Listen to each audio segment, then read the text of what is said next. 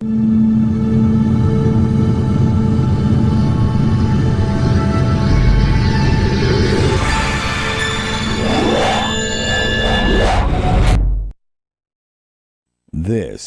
is NEAF Talks.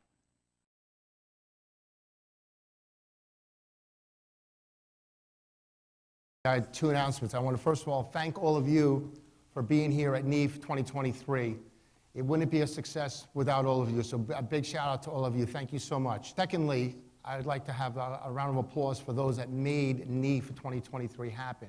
We have Ed, Mies, Karen, Sarah, Joe, Frankie, Keith, and all the volunteers. There's a lot of volunteers here too. A big round of applause for them. Thank you all very much. Our next speaker is a graduate from Texas A&M. He's also a commissioned officer from the United States Air Force. He served as a flight controller at NASA, joining NASA in 1964, supporting the Gemini program. In 1968, he moved as flight director for all of the manned Apollo missions. In 1982, he succeeded Chris Kraft as the director of the Johnson Space Center. Please help me welcome to NEAF, a true American hero, Gerry Griffin. Thank you, Vinny. Hello there. Well, I sat in the audience and watched Fred Hayes. I'll try to straighten out all the mistakes he made. And I'm just kidding. He was mostly right. When Karen we started talking about me appearing, and I was going to be in this case, the last speaker. I tried to think of a subject that would just kind of wrap this whole thing up. And so I called it Where We've Been and Where We're Going. And I'm not going to rehash a lot of the stuff that you've already heard from other speakers, but you'll see a little of it. I'm going to talk a little more about the people and what it was like and how much we had to put into it to get out of it what we had in mission control and in space and elsewhere. So where did all this begin? It's important, I think, that we remember there's two kinds of flights. There's robotic flight, and then there's human space flight. They're both very important. In robotic spacecraft already for years, we've had a lot of Department of Defense, and I'm not going to read all of those, but you can read them for what they've been used. On the civilian side, it is extremely busy in that community. And it looks like that there will be a sustained growth in both of these categories, both DoD, Department of Defense, and also for the civilian side. We heard some earlier about that, and boy, some exciting things going on. So it's not an either or. That's important to remember, because quite often people in the human spaceflight business get accused of not caring for robotics and vice versa. And that there may be a little of that, but it's minuscule. What they do with robotics facilitates and actually makes human spaceflight possible. Now, having said that, I don't want you to think I'm going to turn my back on it, but I'm really going to focus on human spaceflight today, because we've only got a short period, and I could talk for days on the robotics. Where it began, some people say, well, it began 13th century when the Chinese figured out how to take their firecrackers that they had made and make them propulsive and shoot arrows with them. That's probably a pretty good definition of the beginning. A more recent one happened in Germany, a beginning, during World War II. And up there at the little red spot at the top is Peenemünde, where they developed the buzz bomb, which was not really a rocket, it was a pulse jet, but they developed the V-2 rocket. The Germans developed that rocket, and it only flew toward the end of the war. Had that been earlier, it's possible the outcome of particularly the European campaign, would have been much different. But it was the first time liquid fuel rockets had been put and used for a purpose. There had been some experiments, but that was about it. I think the modern beginning, of course, was Sputnik, flown in 1957 by surprise by the Soviet Union. It was about a 2-pound ball, weighed a couple hundred pounds, chock full of electronics. Those 4 antennas that come off of there actually was just transmitting a beep, beep, beep, beep, beep. But it absolutely shocked everybody in the world that they had that capability. Everybody kind of swung into action in the Western world quickly.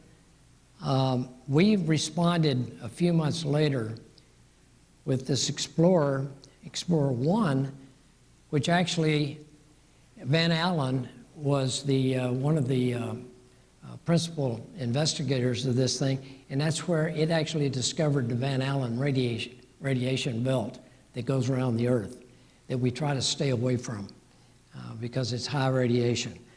But at least we answered with something in orbit, which was good.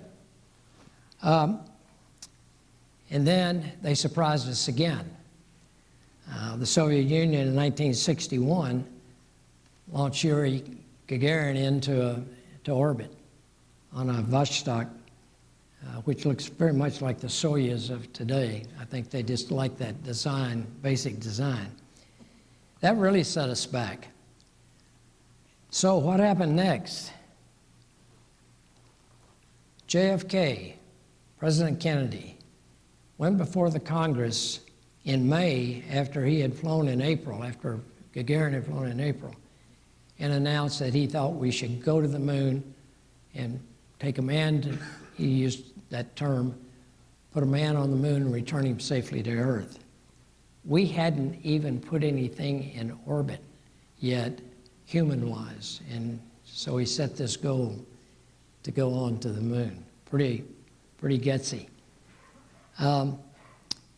So there was our goal, the moon, roughly half the diameter of Earth, and it's 240,000 miles away, and it varies because it's not in a perfect orbit around us.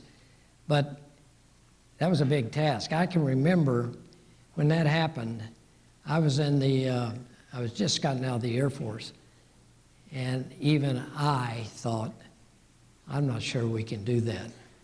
When I got to NASA, I found out that there were a lot of people that thought the same thing. Can we really do that in this decade? Since we're starting from zero. But actually things started happening in a big hurry. The Mercury program was a one-man, really kind of taught us the idea that we could put a person in orbit and get them down.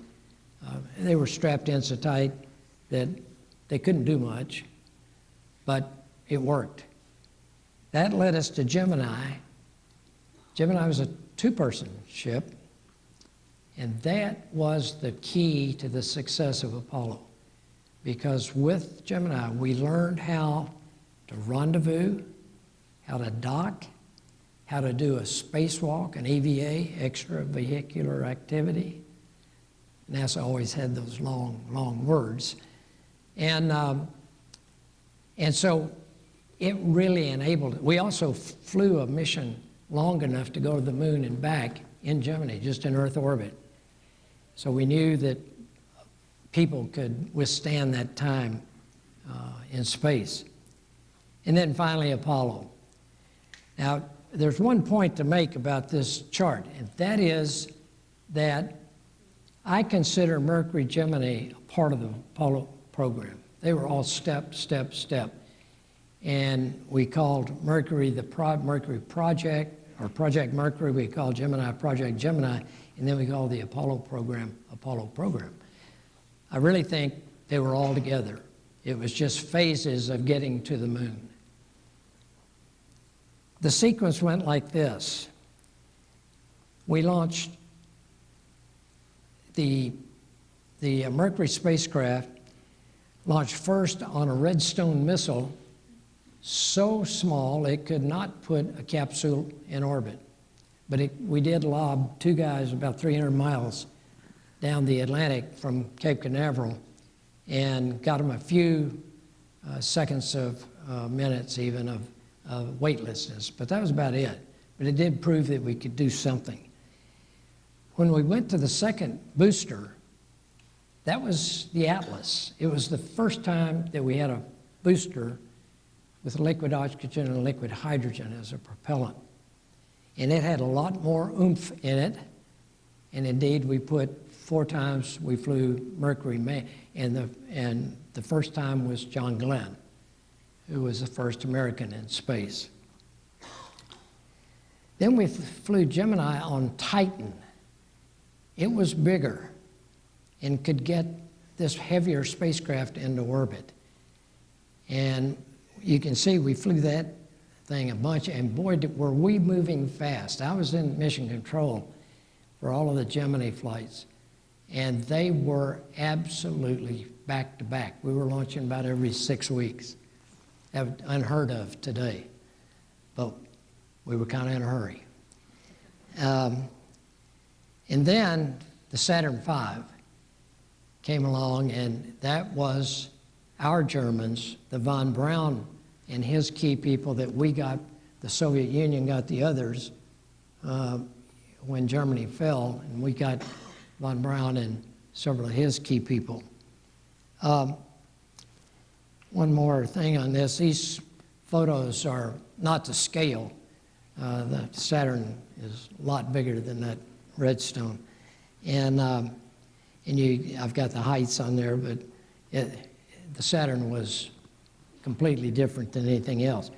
But one of the things to notice, those first 3 were all ICBMs.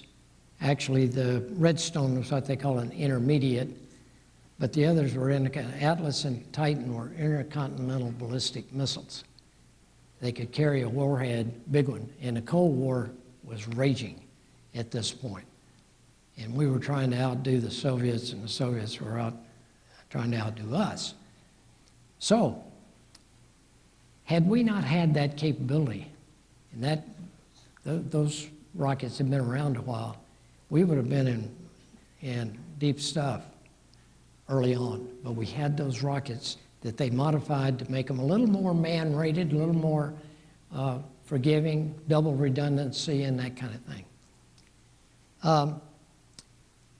When we got to Apollo, we stumped our toe coming out of the gate. We had the Apollo 1 fire. Now, that's quite often referred to as Apollo 1. It's also in the old days, it was AS-204, Apollo Saturn 204. And the 204 came from the booster number. After the fire, the system was renumbered, and in honor of the crew, we named that first one where we had the fire on the pad, Apollo 1. We went to work. We were down for almost 2 years of that 9 years we had to go, and we worked almost 2 years. It was about 21 and a half months, and we launched Apollo 7. So they get 1 to 7. In between were all of the unmanned booster flights, tests, without people. And that's why they put those right after 1. But 7 was the first manned Apollo mission. And it was the same mission, basically, that we had planned for Apollo 1. A few changes. There were a few changes in there. So the Apollo 7 was followed by what I think is the gutsiest call NASA has ever made, and it was Apollo 8. A human being, had never ridden on a Saturn vehicle, and that last test flight, 6, had 2 major problems. It was a Saturn V. The center engine cut off in the second stage, and then the third stage, the S4B, called S4B, did not restart, and that's what you needed to do translunar injection to send you on your way to the moon. The people at Huntsville and Marshall Space Flight Center, who were dandy, by the way, Von Braun was then the center director. They said, we know what caused both of those, and we can fix them, and we think you can go. We didn't have a lunar module ready, so we took just the command module and these 3 guys and put them in it on top of a Saturn V and launched them very near Christmas of 1968. And boy, was that a gulp moment when we did TLI, translunar injection. That said, uh-oh, now we're into it. Now we got to get them back. And in these early missions, we didn't try to do a lot. We tried to make sure the transportation system was working. Even when we got to the moon early on, we kind of got the science, whatever we could get out of it. Our focus wasn't on the science, our focus was on the transportation system. That changed later. I'll talk about that.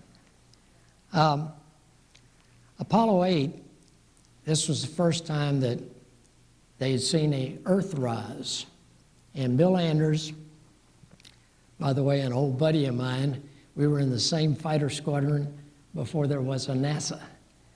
And never did we think that we would line up and collide again in a business. But Bill Anders was the lunar module pilot. I always kid him. He was a lunar module pilot on a mission and didn't have a lunar module. And so we circled the moon on Christmas Eve. But they saw this Earthrise, and Bill immediately said, I got to give me a camera, he was at the right window. So they finally got him a camera, a color camera, and Bill said something when he got back I thought was profound. We went to explore the moon and discovered the Earth. And that's a little bit of the theme of the people thought that all of the crews of Apollo mentioned, that every time they looked back at Earth, they were amazed how small it looked and fragile. And Jim Lovell always talked about, I can put my arm at length and cover it up with my thumb. He said it made you really realize kind of how small in this complete universe and galaxies and all of that, how it was. But everybody he knew, he said, was still on that Earth, and other than the 2 guys that were with him. So I think it was a profound moment for the guys.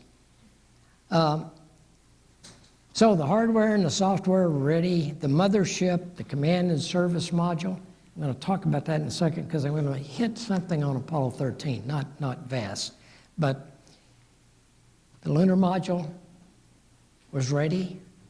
The Saturn was ready. The crew was ready.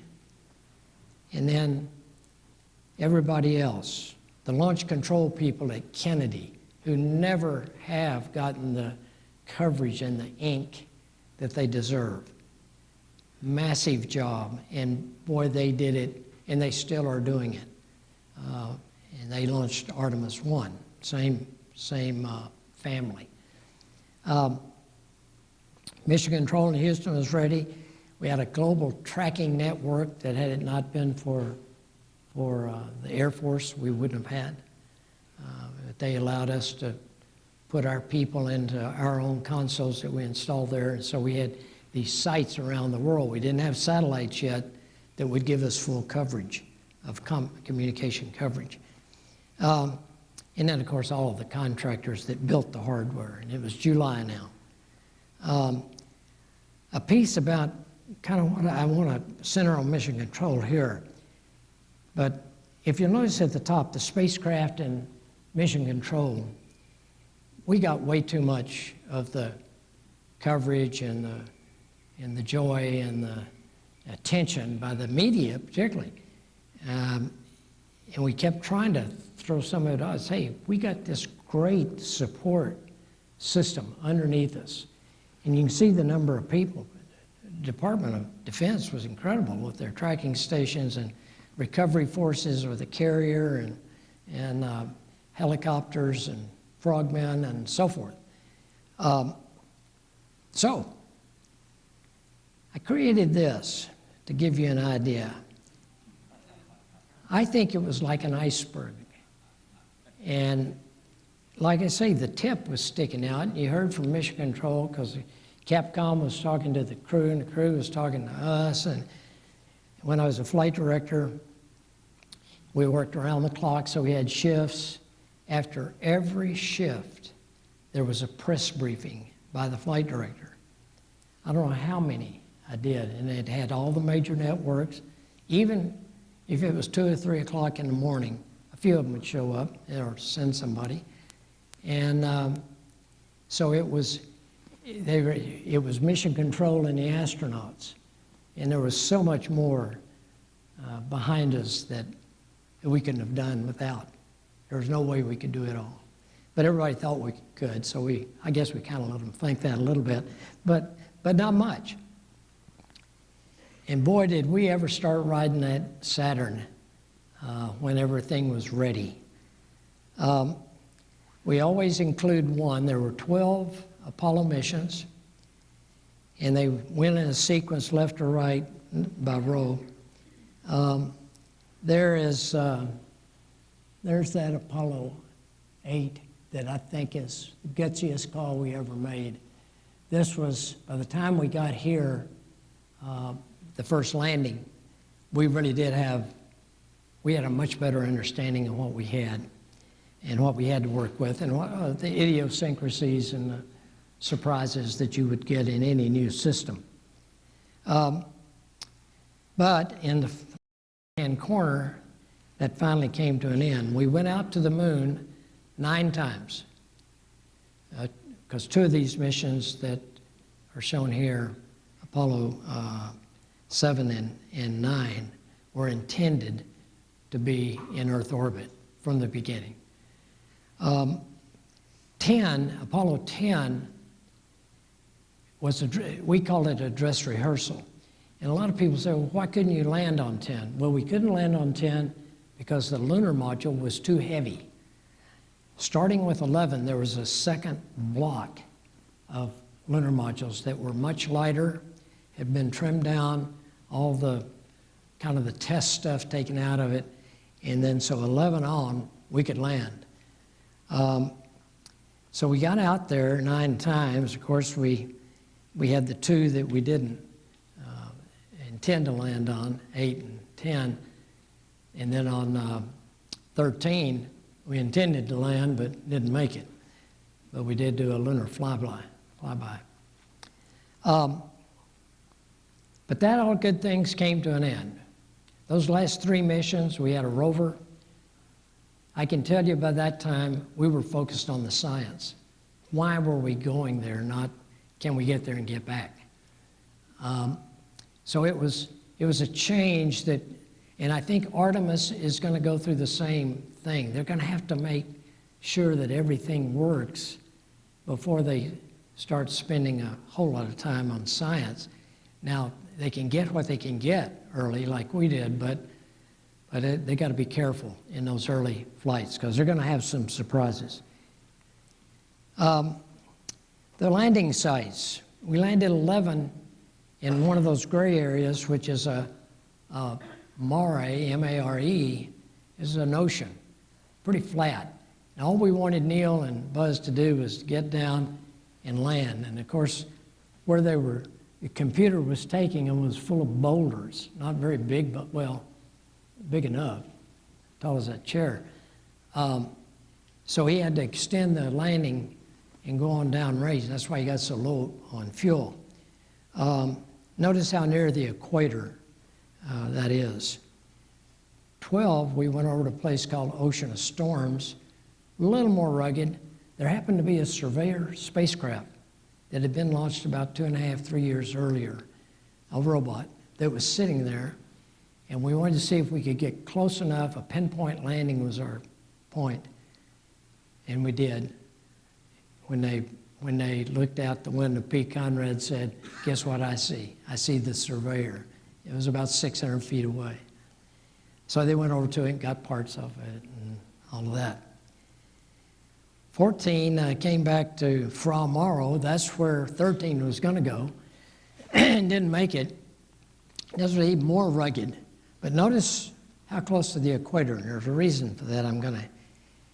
This is the farthest away from the equator on 15 at a place called Apennine Mountains, Hadley Rill. And the reason we couldn't get very far from the equator is we didn't have the performance to do it. We didn't have enough propulsion. And there's a reason for that if you look at the flight dynamics of what you got to do to get to the lunar surface. So we were kind of limited to our target area. 16, we went down to a place called Descartes, very rough, with some huge boulders. One of them they found was what we call the house boulder. It's big, big as a house. And then 17 ended up going up to Tarsilitro in a place with a very, very rugged. And but think about that equatorial kind of alignment.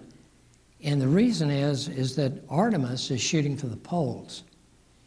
And they say they're going to do it on the first landing. I don't know whether it's too smart because it's going to be tough. It's very dark down there. There are craters that have never seen the sun. The sun angle is so big.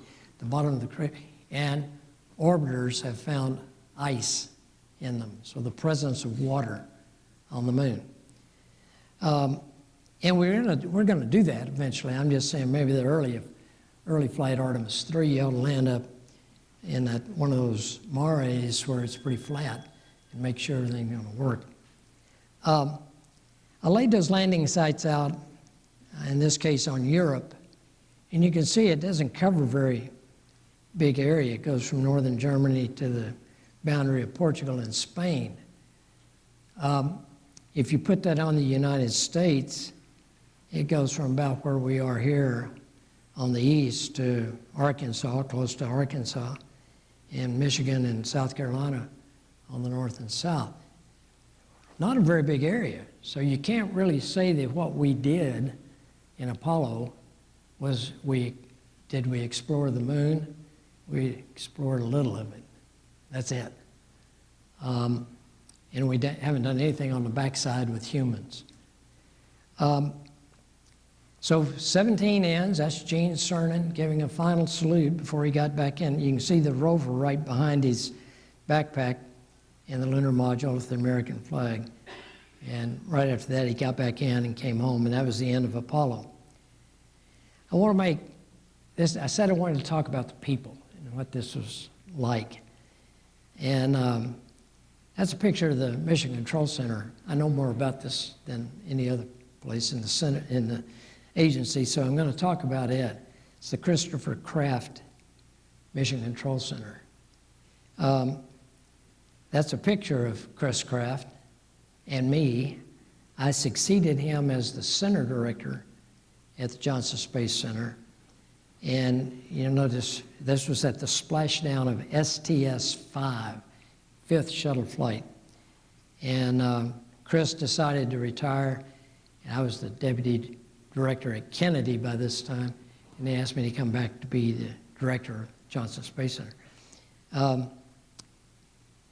There I was, my first flight, Apollo 7, and first manned flight. As a flight director, I was 33. Notice the haircut, crew cut. okay? Here are the 5 flight directors that did, 5 of the 6, there were 6 of us actually did all of Apollo, but there were 5 of us that took on Apollo 11 since it was the first landing. And actually I was assigned with the guy sitting in the very front, Cliff Charlesworth, on the first shift. There's our ages. We had gotten a little older because we'd gone through Gemini now, but we were still young people. And we were the oldest people in the room. We had 21s, 22s, 23s. And in fact, in Gemini, we were younger too, but the average age was 27. So you think about what we were trying to do, and I think they intentionally went and got some people that didn't have a lot of bits set in their brain how things ought to be done. They had to listen and adapt to going to the moon rather than flying test airplanes. There's Apollo 13 splashdown. That's me in the front with a cigar hanging out of my mouth and a book of matches in my left hand with my thumb in the air. And I lit that cigar right after we waited. We never celebrated when the capsule hit the water, when the spacecraft hit the water. We waited until the crew stepped out on the deck of the carrier, and we figured that was terra firma enough that we could say they're not going to drown, the spacecraft's not going to sink, because we always felt that they weren't safe until they got on that carrier deck. And that's the moment they stepped on the deck. You can see Gene Kranz there. In fact, that is the 4 flight directors that worked Apollo 13. My team was to do the landing on that mission. Of course, that didn't happen, so my team ended up just in the cycle to get them home. Here we are at 14. Notice the hairdo now. On me, the age of Aquarius was growing on us. And it was happening in the control center, although very modest. But and that's Glenn Lunny, flight director, sitting. As Gene Kranz, I'm talking to, and it looks like I'm disagreeing with him on something. I don't know what it was. But here I am at 15. Now the age of Aquarius is really upon us. And then one final one, and this is Apollo 17, last mission. I don't have a good picture of this. I got a team picture, but it's so far back. If you saw my face, I had a Fu Manchu. So this was the ultimate, age of Aquarius adaptation. When we were young, we were all young. It was an era of we. We almost lost the pronoun I. We always said we, even whether we did it or whether the astronauts did it, we got them, or we went into the lunar module and we weren't even there. And the crew did the same thing. It was such a strong team feeling with everybody pulling together. The word I just didn't show up much. And we had a great leadership. And the reason I say that is for a number of reasons. One is they pushed decisions down to the lowest level, not elevate them to the highest. It didn't make any difference whether you were a GS-7 or a GS-16. Made no difference. If you were in charge, you were in charge. That leadership started at the top. During Apollo, we had 3 presidents, in both 2 of them in one party and one in the other. Their support never wavered. You can say the same thing with the Congress. Congress supported us. But it was it was a different time. It was in the Soviet Union, we were in a Cold War. I can tell you, we never, in mission control, thought about what the Russians were doing, or the Soviet Union at that time. We didn't have time. It was kind of like when you play a ball game, play your game, don't try to figure out what they're doing. Just play your best and you'll better chance of winning. I'm going to give you a personal leadership story that I want to leave with you. This is an artist's conception of the command and service module. This was the mothership. The command module in the front, the heat shield, the only thing that would get them back in is right here. But all of this is full of propulsion, electrical, it's where the fuel cells were that produced electricity, batteries, environmental control, all of that was in the back. And we jettisoned that before we went back into the atmosphere, very near back to Earth. I drew this, or I had this drawing instead of a picture because I wanted you to see how clean the command module and service module were. It's a very clean vehicle. And here is Apollo 13, taken from the command module after they separated the service module. And all of this area here is what was blown out. It blew that whole panel off and could have really been fatal. It could have been it could have been, I call it curtains. It would have been curtains. But it was isolated enough that all we did is that we ended up losing and we weren't sure the service propulsion system. We never fired it again because we didn't know what it had done to the lines, fuel lines back there. So I want to back up just a second. The leadership part of this that was so important is that when the explosion happened and we were headed toward the moon, we were about 200,000 miles from Earth, still headed toward the moon, and thank goodness we had the lunar module still with us. That became our lifeboat and got us home eventually. But we had a decision to make. Do we do a direct return where you would just turn the vehicle and burn everything you had and get back to Earth as fast as you can? Another was just a slingshot around the moon using its gravity force to do that, but that was going to bring us down where we had no recovery forces. We could hit the water, but we wouldn't have any recovery. And the third option was to go around the moon. And we ended up calling this a PC plus 2 option, parasynthian, which is the point of closest approach as you go around the moon, plus 2 hours. We could do a maneuver to speed up the return and also get them back where we could get a carrier underneath them. So it came time, Glenn Lunny and I, our two teams had worked that problem. We had those 3 options, and we decided the best thing we could do, we better brief the management. We didn't normally have to do that kind of thing, but this was so far off that we figured we'd better. So we went to a private room, and I was, I think, 34 then, he was 32, and we were looking into the eyes of NASA's leadership. The NASA administrator, the head of the agency, was there. Our center director, Von Braun, was there. Debus, who was one of Von Braun's people, who was actually director at Kennedy Space Center, was there. Deke Slayton, the head of the whole astronaut business.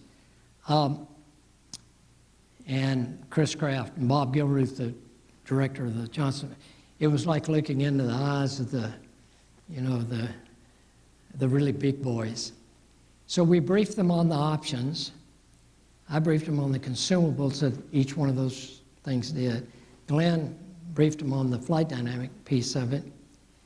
And at the end, we said, our preference is the PC plus 2 burn. And go around the moon, speed them up, get them home, get a carrier under. Then there was an awkward silence, very awkward. And I figured, uh-oh, here it comes. Have you thought of this? Have you thought of that? Why didn't you think of an option like this? And this delay kept getting longer. I thought we were just going to have to leave. And Tom Paine, the head of the agency, said, what can we do to help you men? And still sends chills. they trusted us.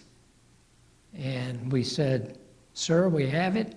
We think we can implement it. My team was on duty. I never forget, I walked back in, picked up my headset and said, guys, we got a plan, let's go. And so we got on it.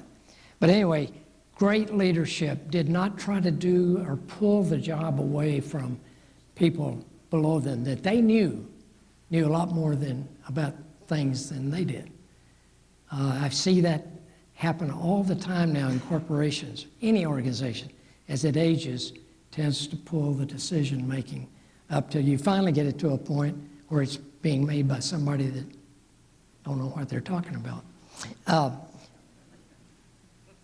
So I'm going to go through this pretty fast. We were kind of hanging on after Apollo. We flew Skylab and ASTP, the Apollo-Soyuz project. This was spare hardware. Fred mentioned that they canceled 18 and 19. They had already canceled 20. But this was spare hardware that was left. And it served a good bridge. That was actually our first space station, Skylab. That was a empty S2 stage of a Saturn V that became the lab. Apollo-Soyuz was primarily political. That's when we were trying to be a little more friendly. And we docked with the Russians, and Tom Stafford was the commander of our side. Leonov was the commander of the Russian side. He had done the first EVA ever. They beat us on that too. And one of the funny things I learned, I got to know Leonov pretty well, and he said, it's really funny to hear Tom Stafford try to talk Russian with an Oklahoma accent. And so it was a good mission, but we could have probably done it. Then we got to the shuttle. Most of you guys lived through a lot of the shuttle era. Started in 81, went to 2011, 30 years. And I'm going to go through this fast because I want to leave time for questions. They launched the Hubble, went up and got the Hubble and pulled it into the cargo bay and fixed the lens on it that had been ground incorrectly. They put a contact lens on it, if you will, and went back again later to replace the electronics in Hubble. That's one reason it's still working so well. They took up most of the, shuttle took up most of the parts, big parts. The Russians did some, but for the most part, we built that with the shuttle. And then on July 21st of 2011, the 135th mission shuttle landed, and that was the last time it flew. I'm not going to go into Challenger and Columbia because those deserve more time than I have. But when we landed the shuttle, the only way we could get to the ISS, the International Space Station, we had to buy seats on a Russian Soyuz. And that's why we got crew up and down until 2020. And SpaceX got to they launched their, called Demo 2. Demo 1 was unmanned. Demo 2 had 2 guys in it, 2 NASA astronauts. They went to the station and docked up on May 31st, and on August 2nd, they landed and everything was fine. Since then, we've had several trips by this, and we're going to have more. The first goal, of course, next is Artemis. We've talked about that. Still 240,000 on average. But then we're going to Mars, a Moon-Mars strategy. You're going to start hearing more about that. And that's a long way away. It can be as close as 34 million miles. I think I read, you astronomers would know, I think that only happens every 60,000 years or something. Very, very rare. It's about 140 million miles right now. So we got Apollo, we got Artemis. What's the difference? I found this yesterday online on a website called astronomy.com. And I truncated it, but I gave them credit. They said Apollo was setting foot on another celestial body object, and while Artemis is living and working on another world. I think that is very profound. I think it exactly explains what the difference between Apollo and in Apollo, we flew a bunch of sorties out to the moon. We're going to have sustainability with Artemis, where we stay at the moon, learn how to live and work on it. We've got to do it there at this close neighbor before we ever think about going to Mars. That would be too far to try to work out how you're going to do that exactly. Of course, it has the rocket, the space rocket. Orion is the spacecraft that carries the people. You've got a lunar gateway. Just think of that as a space station in lunar orbit. And that's so that people can come from Earth and park. They don't have to go down to the moon right away. The lander is docked, it goes down, comes back to the gateway. You've actually you can sustain life here and there until you get a habitat where you can live. So it makes sense. I think it's going to be good. In the meantime, commercial activities, as you all know, have taken off like crazy. These were existing launch vehicles, some of them being phased out by United Launch Alliance. And then we've got Northrop Grumman came in with the, SpaceX came in with just the Falcon series. Northrop Grumman came in with the Antares, and Blue Origin, the New Glenn, which hasn't launched yet. The really new commercial launch vehicles, one is by ULA, United Launch Alliance, that's a combination of companies, is the Vulcan. And the one on the right, the Super Heavy by SpaceX, is the one that should launch. They're going to try to launch it tomorrow for the first time.